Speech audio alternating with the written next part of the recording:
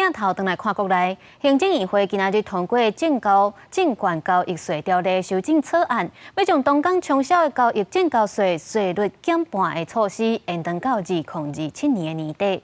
专家有估，这款的行为、这款的政策对投资人插底线是有帮助，符合市场的期待。另外，今仔日嘛，因为美股起来，带动台股去622点，收伫咧21653点。因那台积电嘛有去43块，收伫咧940块。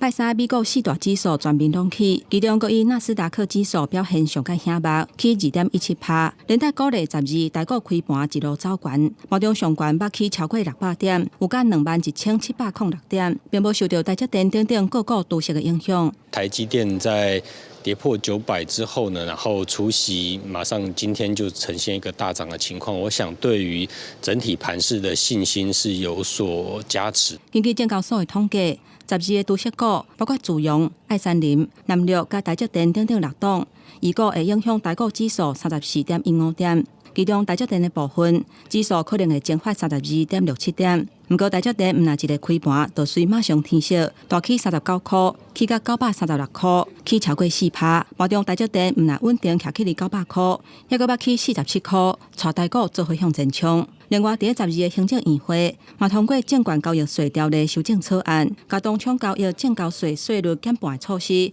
延长3年，延长到2027年的年底。为了维护交易动能及促进证券市场稳定发展，有必要延长当冲降税措施3年。最近其实成交量一直呈现低迷的一个状态。